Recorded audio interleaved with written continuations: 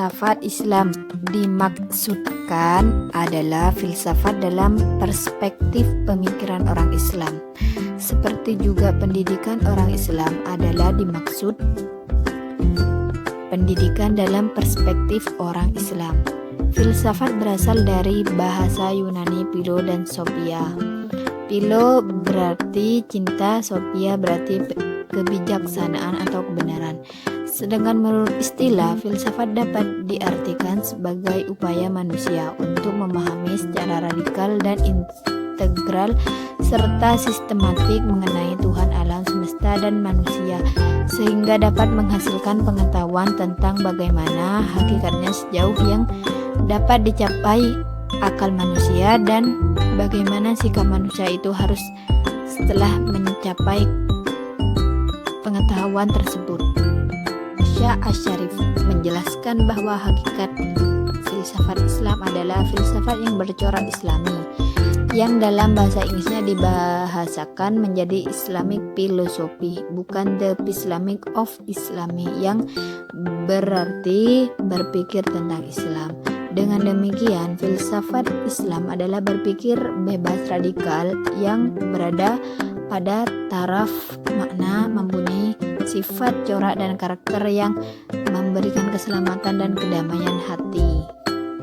Dengan demikian, filsafat Islam tidak netral, melainkan memiliki keberpihakan komitmen kepada keselamatan dan kedamaian. Assalamualaikum warahmatullahi wabarakatuh.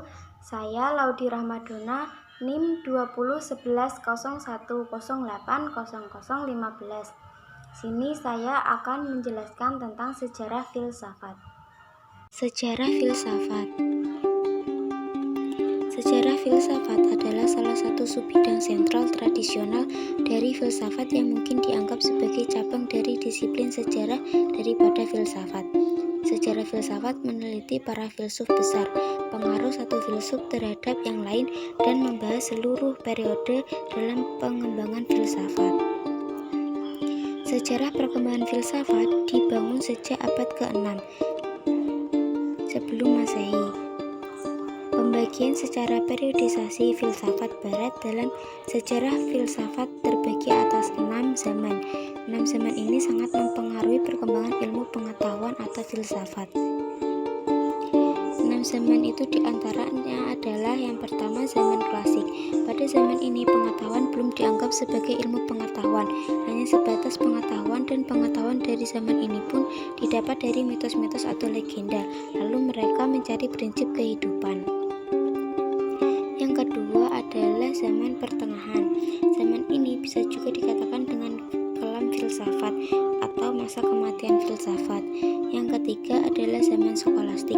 Pada zaman ini tema sentralnya adalah mencoba merasionalkan pengetahuan dari zaman Yunani kuno. Jadi pada zaman skolastik semua pengetahuan dari zaman sebelumnya akan dirasionalkan. Selanjutnya zaman Renaissance. Zaman Renaissance atau peralihan menjadi kebudayaan modern. Zaman ini muncul akibat rakyat tidak setuju pada masa pertengahan karena hanya kalangan pendeta yang berfilsafat. Pada zaman ini memiliki ciri yaitu rasionalisme. Yang kelima, zaman modern. Zaman ini memiliki ciri filsafatnya adalah antroposentris. Masa ini disebut masa kecerahan bagi perkembangan ilmu pengetahuan.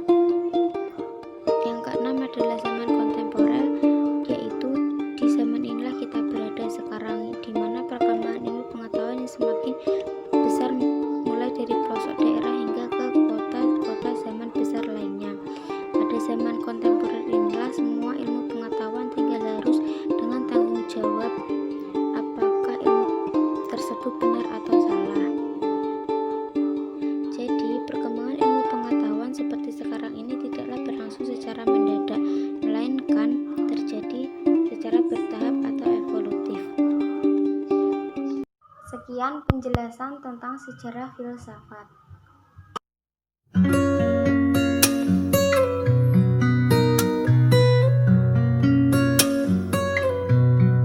Terdiri atas 3 metode dalam mempelajari filsafat keagamaan Islam, yaitu 1. Metode Bayani. Metode Bayani merupakan metode pemikiran khas Arab yang menekankan otoritas teks atau nas secara langsung atau tidak langsung dan dijustifikasi oleh akal kebahasan yang digali lewat inferensi atau istidlal. Yang kedua yaitu metode Irfani. Secara epistemologi, irfan dapat diartikan sebagai pengungkapan atas pengetahuan yang diperoleh lewat penyinaran hakikat oleh Tuhan kepada hambanya, serta adanya oleh rohani yang dilakukan atas dasar cinta. Yang ketiga yaitu metode Burhani.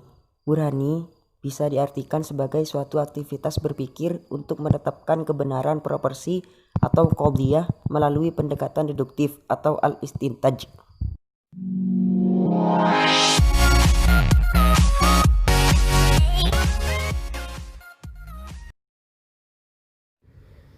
Para filosof dan pemikirannya. 1. Al-Kindi. Sejarahnya, Al-Kindi nama lengkapnya adalah Abu Yusuf Yakub bin Utsman bin Al-Sahab bin Imran bin Muhammad bin Al-Shan bin Qais. Al-Kindi merupakan salah satu nama kabilah ditemukan pra-Islam, merupakan cabang dari Bani Kahlan yang terbesar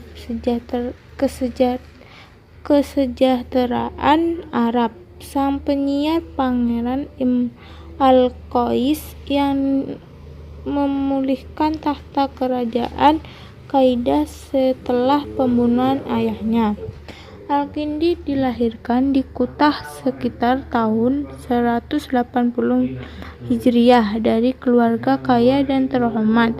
Ayahnya Ishaq bin Sabah adalah gubernur Kufah. Filsafat dan pemikirannya. 1. Al-Talfiq.